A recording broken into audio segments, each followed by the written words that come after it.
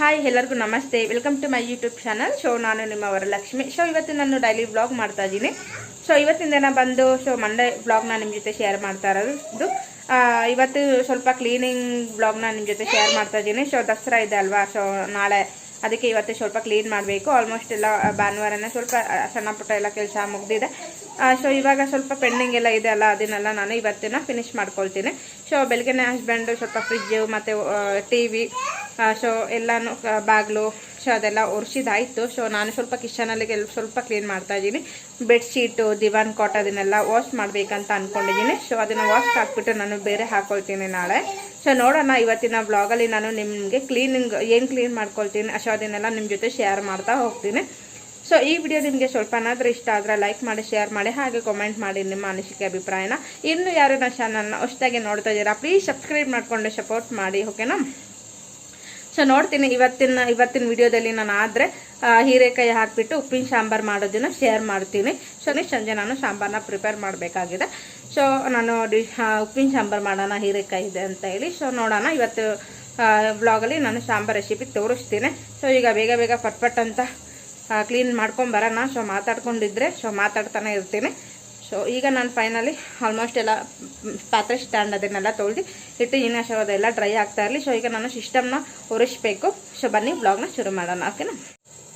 So almost ಎಲ್ಲ ಧೂಳೆಲ್ಲ ತೆಗ್ದಿದ್ದಾಯಿತು. So ನಮ್ಮ ಮನೆಯವರು ಬೆಳಗ್ಗೆನೆಲ್ಲ ಧೂಳೆಲ್ಲ ತೆಗ್ದು ಒಂದು ಟ್ರಿಪ್ ನನ್ನ ಕಸನೂ ಗುಡಿಸಿದಾಯಿತು. ಸೊ ಇವಾಗ ಸಿಸ್ಟಮ್ ಎಲ್ಲ ಒರೆಸ್ಬೇಕಲ್ವ, ಕೆಲವೊಂದೆಲ್ಲ ಸ್ವಲ್ಪ ಕಬೋರ್ಡು ಸಿಸ್ಟಮ್ಮು ಸ್ವಲ್ಪ ವಿಂಡೋ ಅವನ್ನೆಲ್ಲ ಒರೆಸ್ಬೇಕಾಗಿದೆ.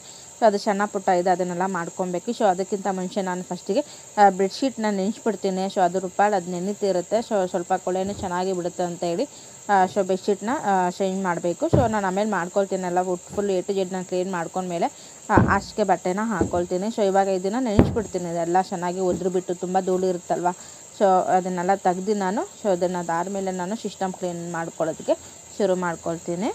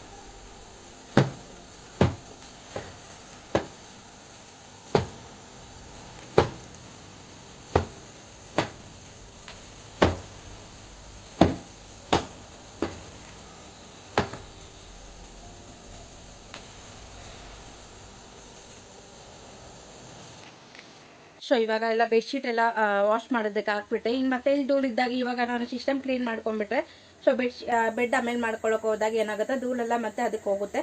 ಸೊ ಅದಕ್ಕೆ ಫಸ್ಟಿಗೆ ಬೆಡ್ ಶೀಟ್ ಎಲ್ಲ ವಾಶ್ ಮಾಡೋದಕ್ಕೆ ಹಾಕ್ಬಿಟ್ಟು ಇದೆಲ್ಲ ನಾನು ಕ್ಲೀನ್ ಮಾಡ್ಕೊಂಡಾಯಿತು. ಸೊ ಈಗ ಸಿಸ್ಟಮ್ ಒಂದು ಬ್ಯಾಲೆನ್ಸ್ ಇದೆ. ಸೊ ಇದನ್ನು ನಾನು ನೀಟಾಗಿ ಬೇಗ ಬೇಗ ಫಟ್ ಅಂತ ಒರೆಸ್ಕೊಳ್ಬಿಡ್ತೀನಿ.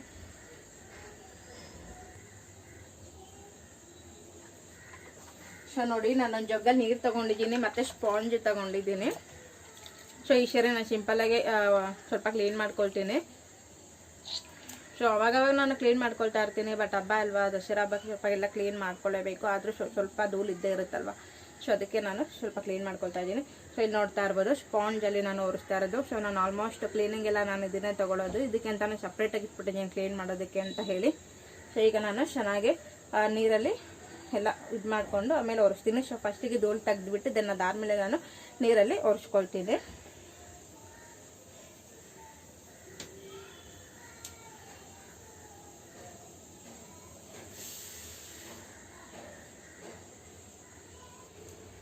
ಸೊ ಫಸ್ಟಿಗೆ ಒಂದು ಕಾಟನ್ ಬಟ್ಟೆನಲ್ಲಿ ಎಲ್ಲ ಫುಲ್ಲು ಒರೆಸ್ಕೊಂಡ್ಬಿಟ್ಟು ಸೊ ಅದನ್ನು ಅದಾದಮೇಲೆ ನೀರಲ್ಲಿ ಒರೆಸ್ಕೊಳ್ತೀನಿ.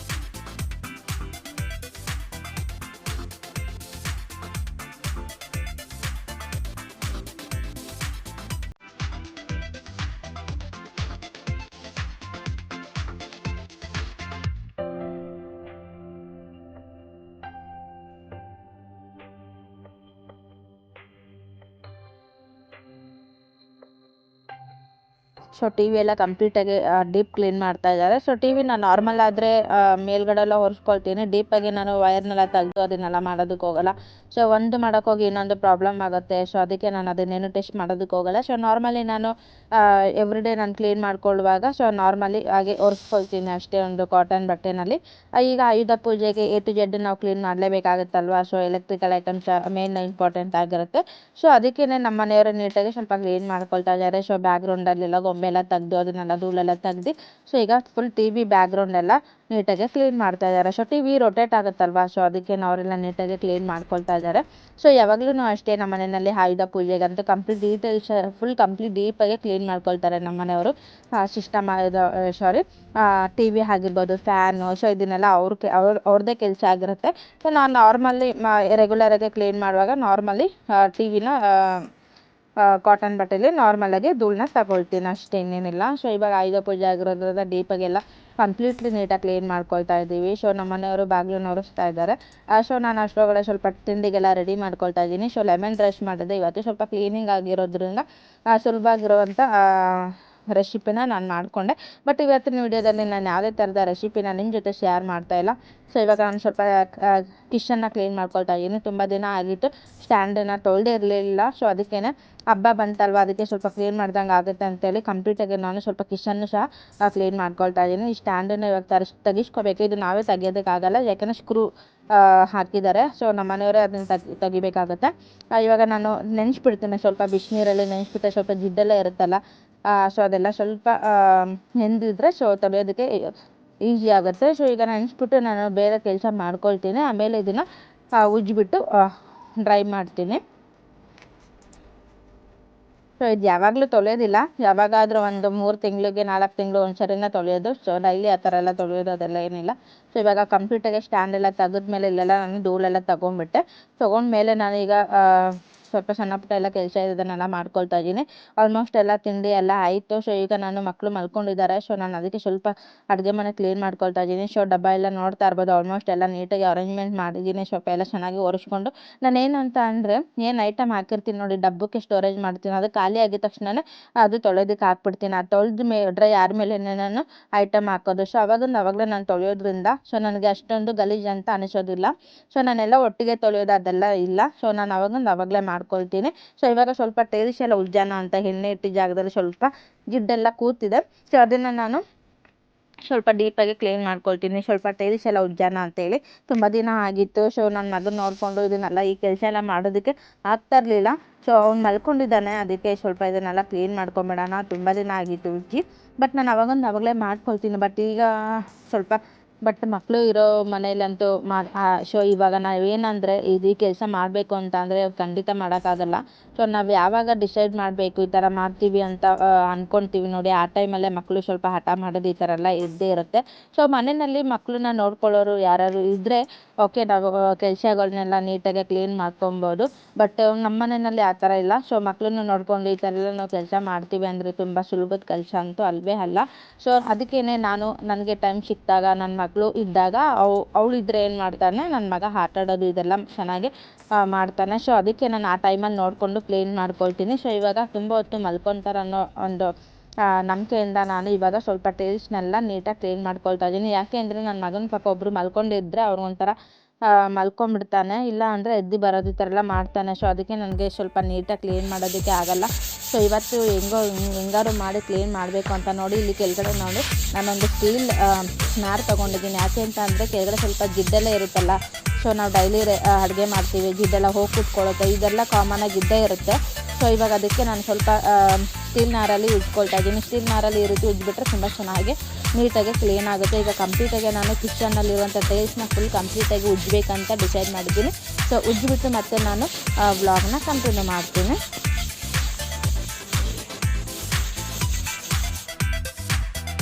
ಸೊ ಫೈನಲಿ ನನಗಂತೂ ತುಂಬಾ ಸಮಾಧಾನ ಆಯಿತು. ತುಂಬ ದಿನ ಅಂದ್ಕೊಳ್ತಾನೆ ಇದೆ ಸ್ಟ್ಯಾಂಡೆಲ್ಲ ತೊಳೆದು ಸ್ವಲ್ಪ ನೀಟಾಗಿ ಆರ್ಗನೈಸ್ ಮಾಡಬೇಕು ಅಂತ, ಬಟ್ ಆರ್ಗನೈಸ್ ಅಂತೂ ಮಾಡೋದಕ್ಕಾಗಲ್ಲ ನನ್ನ ಮಗನ ಇಟ್ಕೊಂಡು.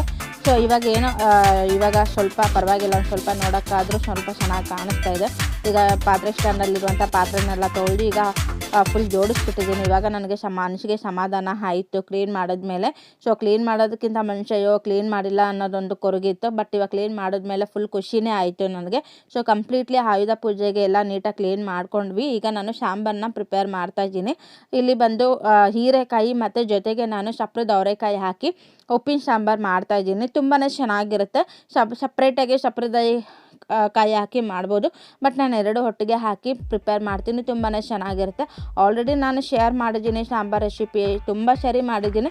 ಸೊ ಹಾಗೆ ನಾನು ಸಾಂಬಾರು ಮಾಡ್ತೀನಲ್ಲ, ಹಾಗೆ ತೋರಿಸೋಣ ಇನ್ನೊಂದು ಸರಿ ಅಂತ ಹೇಳಿ ಮಾಡ್ತಾಯಿದ್ದೀನಿ. ಸೊ ಈಗ ನಾನು ಒಂದು 2 ಕಪ್ಪಷ್ಟು ಬೇಳೆನ ಹಾಕ್ಕೊಳ್ತಾ ಇದ್ದೀನಿ, ತೊಗರಿ ಬೇಳೆ. ಸೊ ಹೀರೆಕಾಯಿ ಹಾಕಿ ಮಾಡಿ ಸಾಂಬಾರು ತುಂಬಾ ಚೆನ್ನಾಗಿರುತ್ತೆ. ಸೊ ಇದಕ್ಕೆ ನಾನು ಒಣಮೆಣ್ಸಿನ್ಕಾಯಿನ ಹಾಕ್ಕೊಳ್ತಾ ಇದ್ದೀನಿ. ಖಾರ ನೋಡಿಕೊಂಡು ಒಣಮೆಣ್ಸಿನ್ಕಾಯಿನ ಸೇರಿಸ್ಕೊಳ್ಬೇಕು. ಸೊ ಉಪ್ಪಿನ ಸಾಂಬಾರಲ್ಲಿ ತುಂಬ ವೆರೈಟಿ ಮಾಡ್ತಾರೆ, ಬಟ್ ನಮ್ಮ ಸೈಡಲ್ಲಿ ಮಾಡೋದು ಇದೇ ಥರನೇ. ಸೊ ನೀವು ಟ್ರೈ ಮಾಡಿ, ತುಂಬಾ ಚೆನ್ನಾಗಿ ಬರುತ್ತೆ. ಸೊ ಇವಾಗ ನಾನೊಂದು ಇಡಿಯಷ್ಟು ಹುಣಸೆಹಣ್ಣು ಹಾಕ್ಕೊಳ್ತೀನಿ. ಹುಣಸೆಹಣ್ಣು ಇಲ್ಲ ಅಂದರೆ ನಿಮ್ಮ ಮನೆಯಲ್ಲಿ 1-2 ಹುಳಿ ಟೊಮೆಟೊನ ಹಾಕಿ ತುಂಬ ಚೆನ್ನಾಗಿ ಬರುತ್ತೆ. ಸೊ ಹುಣಸೆಹಣ್ಣು ನೀವು ರುಬ್ಬನಾಗ ಹಾಕ್ಕೊಂಡ್ರೆ ಆಗುತ್ತೆ. ನಾನು ಬೇಯಿಸುವಾಗಲೇ ಹಾಕ್ಬಿಡ್ತೀನಿ, ಸ್ವಲ್ಪ ಹುಳಿ ಸ್ವಲ್ಪ ಚೆನ್ನಾಗಿ ಬಿಡಲಿ ಅಂತ. ನೀವು ರುಬ್ಬನಾಗ ಹಾಕಿ ಇನ್ನೂ ಟೇಸ್ಟ್ ಕೊಡುತ್ತೆ. ಈಗ ನಾನು ಇದಕ್ಕೆ ಸ್ವಲ್ಪ ಕಟ್ ಮಾಡ್ಕೊಂಡಿರುವಂಥ ಹೀರೆಕಾಯಿ ಮತ್ತು ಸಪ್ರೇಟ್ ಅವರೆಕಾಯಿನ ಹಾಕ್ತಾಯಿದ್ದೀನಿ. ಸಪ್ರೇಟಾಗಿ ಬೇಯಿಸ್ಬಿಟ್ಟು ಹಾಕಬೇಕಾಗಿತ್ತು. ಆ್ಯಕ್ಚುಲಿ ನಾನು ಸ್ವಲ್ಪ ಬೇಳೆ ಜೊತೆನೇ ಹಾಕಿ ಮಾಡ್ತಾ ಇರೋದು. ಸಪ್ರೇಟಾಗಿ ಬೇಯಿಸ್ಬಿಟ್ಟು ಒಗ್ಗರಣೆ ಕೊಟ್ಟರೆ ಇನ್ನೂ ಚೆನ್ನಾಗಿರುತ್ತೆ, ಬಟ್ ನಾನು ಸ್ವಲ್ಪ ಟೈಮ್ ಇಲ್ಲ, ಅದಕ್ಕೆ ನಾನು ಎಲ್ಲ ಒಟ್ಟಿಗೆ ಹಾಕಿಬಿಟ್ಟು ಬೇಯಿಸ್ಕೊಳ್ತಾ ಇದ್ದೀನಿ. ಸೊ ನೀವು ಈಗೂ ಮಾಡ್ಬೋದು. ಟೈಮ್ ಸೇವ್ ಆಗಬೇಕು, ನಮಗೆ ಬೇಗನೆ ಆಗಬೇಕು ಅಂದರೆ ಈ ರೀತಿಯೂ ಮಾಡ್ಬೋದು. ಇಲ್ಲ ಪರವಾಗಿಲ್ಲ, ನಾನು ಸಪ್ರೇಟಾಗಿ ಬೇಯಿಸ್ಬಿಟ್ಟು ಮಾಡ್ತೀನಿ ಅನ್ನೋರು ಬೇಕಾದ್ರೆ ಸಪ್ರೇಟಾಗಿ ಬೇಯಿಸ್ಕೊಳ್ಬೋದು ಸಪ್ರೇಟ್ ಅವರೆಕಾಯಿ ಮತ್ತು ಹೀರೆಕಾಯಿನ. ಸೊ ಇದಕ್ಕೆ ನಾನು ರುಚಿಗೆ ತಕ್ಕಷ್ಟು ದಪ್ಪ ಉಪ್ಪನ್ನ ಸೇರಿಸ್ಕೊಳ್ತಾ ಇದ್ದೀನಿ. ಹಾಕಿ ಅದಕ್ಕೆ ಸ್ವಲ್ಪ ಮುಳುಗೋಷ್ಟು ಸ್ವಲ್ಪ ನೀರನ್ನ ಹಾಕ್ಕೊಳ್ತೀನಿ. ಒಂದು 2-4 ಗ್ಲಾಸ್ ನೀರು ಹಾಕ್ತೀನಿ. ಜಾಸ್ತಿ ಹಾಕಿದ್ರೆ ಎಲ್ಲ ನೀರೆಲ್ಲ ಹೊರಗಡೆ ಬರುತ್ತೆ. 4 ಗ್ಲಾಸ್ ಸಾಕು. ತೊಗರಿಬೇಳೆ ಇದೆಲ್ಲ ಚೆನ್ನಾಗಿ ಬೆಂದಿರುತ್ತೆ. ಸೊ ಈಗ ಫೈನಲಿ ಪ್ರೆಷರೆಲ್ಲ ಹೋಗಿ ಈಗ ನಾನು ಓಪನ್ ಮಾಡಿ ತೋರಿಸ್ತಾ ಇದ್ದೀನಿ. ನೋಡ್ತಾ ಇರ್ಬೋದು, ಚೆನ್ನಾಗಿ ಬೇಳೆ ಎಲ್ಲ ತೊಗರಿಬೇಳೆ ಚೆನ್ನಾಗಿ ಬೆಂದಿದೆ. ಈಗ ನಾನು ಪಲ್ಯ ಮಾಡೋದಕ್ಕೆ ಅಂತೇಳಿ ಸಪ್ರೇಟಾಗಿ ಎತ್ತಿಟ್ಕೊಳ್ತಾ ಇದ್ದೀನಿ ಒಂದು ಪಾತ್ರೆಗೆ. ಇದು ಸಪ್ರೇಟಾಗಿ ಒಗ್ಗರಣೆ ಕೊಟ್ಟರೆ ಇನ್ನೂ ಚೆನ್ನಾಗಿರುತ್ತೆ. ಇಲ್ಲ ಹಾಗೆ ತಿನ್ಬೋದು, ಬಟ್ ಒಗ್ಗರಣೆ ಕೊಟ್ಟರೆ ಇನ್ನೂ ಚೆನ್ನಾಗಿ ಬರುತ್ತೆ ಟೇಸ್ಟು. ಸೊ ಈಗ ನಾನು ಸ್ವಲ್ಪ ಸಾಂಬಾರಿಗೆ ಮತ್ತು ಇನ್ನು ಸ್ವಲ್ಪ ಪಲ್ಯಕ್ಕೆ ಅಂತೇಳಿ ಸ್ವಲ್ಪ ಡಿವೈಡ್ ಮಾಡ್ಕೊಳ್ತಾ ಇದ್ದೀನಿ. ಸೊ ಈಗ ಕಂಪ್ಲೀಟ್ಲಿ ತೊಗರಿಬೇಳೆನ ಹಾರೋದಕ್ಕೆ ಬಿಡಬೇಕು. ಹಾರಿದ ಮೇಲೆ ಇದನ್ನು ಗ್ರೈಂಡ್ ಮಾಡ್ಕೊಳ್ಬೇಕಾಗತ್ತೆ. ಸೊ ಇದಕ್ಕೆ ಏನೆಲ್ಲ ಇಂಗ್ರೀಡಿಯೆಂಟ್ಸ್ ಹಾಕ್ತೀನಿ ಅಂತ ಸಹ ನಾನು ತೋರಿಸ್ತಿದ್ದೀನಿ ನೋಡಿ. ಅಷ್ಟರೊಳಗಡೆ ಸ್ವಲ್ಪ ಹಾರಿಬಿಡುತ್ತೆ.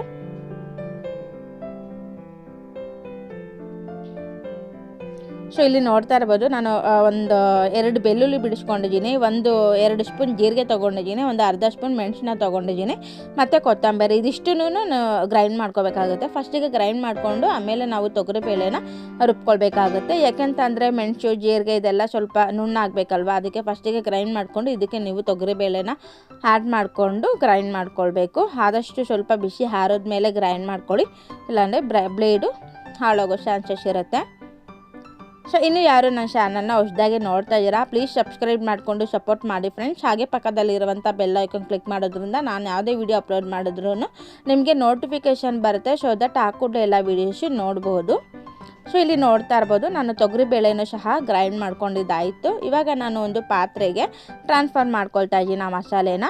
ಮತ್ತು ಅದೇ ಜಾರ್ಗೂ ಸಹ ನೀರು ಹಾಕಿಬಿಟ್ಟು, ಸೊ ಎಲ್ಲ ಮಸಾಲೆ ಎಲ್ಲ ಹಾಗಾಗಿ ಇರುತ್ತಲ್ಲ, ಅದಕ್ಕೇನೋ ಸ್ವಲ್ಪ ನೀರು ಹಾಕ್ಕೊಂಡು ಸ್ವಲ್ಪ ಎಲ್ಲ ಮಿಕ್ಸ್ ಮಾಡಿ ಇದಕ್ಕೆ ಆ್ಯಡ್ ಮಾಡ್ಕೊಳ್ತಾ ಇದ್ದೀನಿ. ಸೊ ಇವಾಗ ಜಾಸ್ತಿ ಗಟ್ಟಿ ಇರುತ್ತಲ್ವ, ನಾವು ನೀರು ನೋಡಿಕೊಂಡು ಆ್ಯಡ್ ಮಾಡಬೇಕು. ತುಂಬ ತೆಳ್ಳಗೂ ಬೇಡ, ಗಟ್ಟಿಗೂ ಬೇಡ. ಸೊ ನೀರು ನೋಡಿಕೊಂಡು ಆ್ಯಡ್ ಮಾಡ್ಕೊಳ್ಳಿ. ಸೊ ಇದಕ್ಕೆ ಯಾವುದೇ ಥರದ ಎಣ್ಣೆ ಬೇಡ, ಒಗ್ಗರಣೆ ಬೇಡ. ಸೊ ಹಾಗೆ ರುಬ್ಬಿ ಬೇಯಿಸ್ಕೊಂಬಿಟ್ರೆ ಸಾಂಬಾರು ರೆಡಿ ಆಗಿರುತ್ತೆ. ತುಂಬಾ ಚೆನ್ನಾಗಿರುತ್ತೆ. ಸೊ ರುಚಿಯಾಗಿರುತ್ತೆ. ಬಟ್ ಒಗ್ಗರಣೆ ಕೊಟ್ಟರೆ ಚೆನ್ನಾಗಿರುತ್ತೆ ಅಲ್ವಾ ಅಂತ ಅನ್ಬೋದು, ಬಟ್ ಒಗ್ಗರಣೆ ಕೊಡ್ದೇ ಹಂಗೆ ತಿನ್ನಿ, ತುಂಬಾ ಚೆನ್ನಾಗಿರುತ್ತೆ. ಈಗ ನೋಡಿಕೊಂಡು ನೀವು ಆಲ್ರೆಡಿ ಬೇಯಿಸುವಾಗ ತೊಗರಿಬೇಳೆ ಬೇಯಿಸುವಾಗಲೇ ನೀವು ಉಪ್ಪು ಹಾಕಿದ್ರಿ. ಸೊ ಇವಾಗ ಒಂದು ಸ್ವಲ್ಪ ಉಪ್ಪು ಹಾಕ್ಕೊಳ್ಳಿ ನೋಡಿಕೊಂಡು. ಸೊ ಇವಾಗ ಅದು ಕುದಿಯೋದಕ್ಕೆ ಬಿಟ್ಟಿದ್ದೀನಿ. ಸೊ ಇನ್ನೊಂದು ಕಡೆ ನಾನು ಪಲ್ಯನ ಒಗ್ಗರಣೆ ಮಾಡ್ತಾಯಿದ್ದೀನಿ. ಸೊ ಈಗ ನಾನೊಂದು ಬಾಣಲಿ ಇಟ್ಟಿದ್ದೀನಿ. ಬಾಣಲಿಗೆ 1-2 ಸ್ಪೂನ್ ಎಣ್ಣೆನ ಹಾಕ್ಕೊಳ್ತಾ ಇದ್ದೀನಿ. ಸೊ ಎಣ್ಣೆ ಕಾದ್ಮೇಲೆ ಇದಕ್ಕೊಂದು ಅರ್ಧ ಸ್ಪೂನ್ ನಾನು ಸಾಸಿವೆನ ಹಾಕ್ಕೊಳ್ತಾ ಇದ್ದೀನಿ. ಸಾಸಿವೆ ಕರಿಬೇವನ್ನ ಹಾಕಿ ಮತ್ತು ಕಟ್ ಮಾಡ್ಕೊಂಡಿರುವಂಥ ಈರುಳ್ಳಿನ ಹಾಕಿ ಚೆನ್ನಾಗಿ ಫ್ರೈ ಮಾಡ್ಕೊಬೇಕು. ತುಂಬ ಚೆನ್ನಾಗಿರುತ್ತೆ. ಈ ರೀತಿ ಒಮ್ಮೆ ಟ್ರೈ ಮಾಡಿ, ತುಂಬ ರುಚಿಯಾಗಿರುತ್ತೆ. ಸೊ ಒಬ್ಬೊಬ್ಬರು ಒಂದೊಂದು ರೀತಿಯಲ್ಲಿ ಸಾಂಬಾರನ್ನ ಪ್ರಿಪೇರ್ ಮಾಡ್ತಾರೆ. ಸೊ ನಾನು ಯಾವ ರೀತಿ ಮಾಡ್ತೀನಿ, ನಮ್ಮ ಕಡೆ ಯಾವ ಥರ ಮಾಡ್ತಾರೆ ಅನ್ನೋದು ಸಹ ನಿಮ್ಮ ಜೊತೆ ಶೇರ್ ಮಾಡ್ತೀನಿ. ಸೊ ನಿಮ್ಮ ಮನೆಯಲ್ಲಿ ಯಾವಾಗಲೂ ಒಂದೇ ಥರ ಮಾಡಿ ನಿಮ್ಮ ಸ್ಟೈಲಲ್ಲೂ ನೀವು ಮಾಡಿ ಬೇಜಾರಾಗಿರುತ್ತೆ. ಹಾಗಿದ್ರೆ ನೀವು ಸಹ ಟ್ರೈ ಮಾಡಿ ಈ ಥರ. ಸೊ ನೀವು ಸಹ ಇಷ್ಟಪಡ್ತೀರಾ. ನೀವು ಖಾರ ನೋಡಿಕೊಂಡು ಒಣಮೆಣ್ಸಿನ್ಕಾಯಿನ ಸೇರಿಸ್ಕೊಂಡು ಸೊ ಈಗ ಸ್ವಲ್ಪ ಕಲರ್ ಚೇಂಜ್ ಆಗೋ ತನಕ ಸೊ ಫ್ರೈ ಮಾಡ್ಕೊಬೇಕು. ಸೊ ಫ್ರೈ ಮಾಡ್ಕೊಂಡ್ಮೇಲೆ ಈಗ ನಾವೇನು ಸಪ್ರೇಟಾಗಿ ತೆಗೆದುಕೊಂಡಿದ್ವಲ್ಲ ಸಪ್ರೇಟ್ ಅವರೆಕಾಯಿ ಮತ್ತು ಹೀರೆಕಾಯಿ ಅದನ್ನು ಇದಕ್ಕೆ ಆ್ಯಡ್ ಮಾಡಿಕೊಂಡು ಒಂದ್ಸತಿ ಎಲ್ಲ ಚೆನ್ನಾಗಿ ಮಿಕ್ಸ್ ಮಾಡ್ಕೊಳ್ಳಿ. ಉಪ್ಪು ಆಲ್ರೆಡಿ ನಾವು ಬೇಯಿಸುವಾಗಲೇ ಹಾಕಿದ್ವಿ. ಸೊ ಮತ್ತೆ ಏನು ಉಪ್ಪು ಹಾಕೋದಕ್ಕೆ ಹೋಗ್ಬೇಡಿ. ಟೇಸ್ಟ್ ನೋಡಿ ನೀವು ಉಪ್ಪನ್ನ ಹಾಕಬೇಕು. ಇಲ್ಲ ಅಂದರೆ ಉಪ್ಪು ಆಗೋಗ್ಬಿಟ್ರೆ ತಿನ್ನೋದಕ್ಕೆ ಆಗೋದಿಲ್ಲ. ಸೊ ಈಗ ಒಂದು ಸ್ವಲ್ಪ ಎಲ್ಲ ಚೆನ್ನಾಗಿ ಮಿಕ್ಸ್ ಮಾಡ್ಕೊಂಡ್ಬಿಡ್ತೀನಿ. ಒಂದು 2 ನಿಮಿಷ ಹಾಗೆ ಬೇಯಬೇಕು. ಬೆಂದ ಮೇಲೆ ಅದು ಪರ್ಫೆಕ್ಟಾಗಿ ರೆಡಿ ಆಗುತ್ತೆ. ಇದಕ್ಕೆ ನೀವು ಬೇಕು ಅಂತ ಅಂದರೆ ತೆಂಗಿನಕಾಯಿ ತುರಿ ಹಾಕ್ಬೋದು. ಬಟ್ ನಾನು ತೆಂಗಿನಕಾಯಿ ಇಲ್ಲ ಅಂತ ಹೇಳಿ ನಾನು ಅದನ್ನು ಆ್ಯಡ್ ಮಾಡ್ತಾಯಿಲ್ಲ. ಸೊ ತೆಂಗಿನಕಾಯಿ ಹಾಕಿದ್ರೆ ಇನ್ನೂ ಚೆನ್ನಾಗಿರುತ್ತೆ. ಇದಕ್ಕೊಂದು 1.5 ಸ್ಪೂನು ನೀವು ಖಾರದ ಪುಡಿ ಹಾಕಿ, ಸಾಂಬಾರು ಪುಡಿ ಏನು ಯೂಸ್ ಮಾಡ್ತೀರಾ ನೋಡಿ ಅದನ್ನು ಹಾಕಿ ತುಂಬಾ ಚೆನ್ನಾಗಿರುತ್ತೆ. ಬಟ್ ನಾನಿಲ್ಲಿ ಸಪ್ರೇಟ್ ಅವರೆಕಾಯಿ ಹಾಕಿದ್ದೆ ಅಂತ ಹೇಳಿ ಸ್ವಲ್ಪ ಸಾಂಬಾರು ಪುಡಿನ ಸೇರಿಸ್ಕೊಳ್ತಾ ಇದ್ದೀನಿ, ಒಂದು ಸ್ವಲ್ಪ ಟೇಸ್ಟಿಯಾಗಿರುತ್ತೆ ಅಂತ ಹೇಳಿ. ಸೊ ಡಿಫ್ರೆಂಟ್ ಅಂತಲೇ ಹೇಳ್ಬೋದು. ಸೊ ಇಲ್ಲಿ ನೋಡ್ತಾ ಇರ್ಬೋದು ಪಲ್ಯನೂ ಸಹ ರೆಡಿ ಆಯಿತು. ಇನ್ನೊಂದು ಕಡೆ ಸಾಂಬಾರು ಸಹ ಚೆನ್ನಾಗಿ ಕುದ್ದು ಸಹ ಸಾಂಬಾರು ರೆಡಿ ಆಗಿದೆ. ಸೊ ಇವತ್ತಿನ ವಿಡಿಯೋದಲ್ಲಿ ನಾನು ದಸರಾ ಹಬ್ಬದ ಕ್ಲೀನಿಂಗ್ ಜೊತೆಗೆ ಸಾಂಬಾರು ರೆಸಿಪಿನೂ ಸಹ ಶೇರ್ ಮಾಡಿದ್ದೀನಿ. ಸೊ ನನಗಂತೂ ತುಂಬಾ ಖುಷಿ ಆಯಿತು. ಇವತ್ತೆಲ್ಲ ಡೀಪಾಗಿ ಕ್ಲೀನ್ ಮಾಡಿದ್ದಕ್ಕೆ ಏನೋ ಒಂಥರ ಮನಸ್ಸಿಗೆ ಒಂಥರ ಸಮಾಧಾನ ಆಯಿತು. ಸೊ ತುಂಬ ದಿನದಿಂದ ಈ ಥರ ಕ್ಲೀನಿಂಗ್ ಮಾಡಬೇಕು ಅಂತಿದೆ. ಬಟ್ ನಮ್ಮ ಮಗನ ಹಿಡ್ಕೊಂಡು ಮಾಡೋಕ್ಕೆ ಆಗ್ತಿಲ್ಲ. ಈಗ ಸ್ವಲ್ಪ ಸಮಾಧಾನ ಆಯಿತು. ಕಿಚನ್ ನೋಡೋದಕ್ಕೆ ಒಂಥರ ನಮಗೆ ಸಮಾಧಾನ ಆಯಿತು. ಸೊ ಅಡುಗೆನೂ ಪ್ರಿಪೇರ್ ಆಯಿತು. ಇನ್ನು ಮುದ್ದೆ ಮಾಡಿದರೆ ನಮ್ಮ ಡಿನ್ನರ್ ರೆಡಿ ಆಯಿತು. ಓಕೆ ಫ್ರೆಂಡ್ಸ್, ಇವತ್ತಿನ ವಿಡಿಯೋ ನಿಮಗೆ ಸ್ವಲ್ಪನಾದರೂ ಇಷ್ಟ ಆದರೆ ಲೈಕ್ ಮಾಡಿ, ಶೇರ್ ಮಾಡಿ, ಹಾಗೆ ಕಾಮೆಂಟ್ ಮಾಡಿ. ನಿಮ್ಮ ಅನಿಸಿಕೆ ಅಭಿಪ್ರಾಯನ ಕಾಮೆಂಟ್ ಮೂಲಕ ತಿಳಿಸ್ಬೋದು. ಸಪೋರ್ಟ್ ಮಾಡಿ. ಓಕೆನಾ. ಇವತ್ತಿನ ವಿಡಿಯೋ ನಾನು ಇಲ್ಲಿಗೆ ಏನು ಮಾಡ್ತಾಯಿದ್ದೀನಿ. ನೆಕ್ಸ್ಟ್ ವಿಡಿಯೋದಲ್ಲಿ ಸಿಗೋಣ. ಅಲ್ಲಿವರೆಗೂ ಎಲ್ಲರಿಗೂ ಬಾಯ್ ಬಾಯ್. Thank you.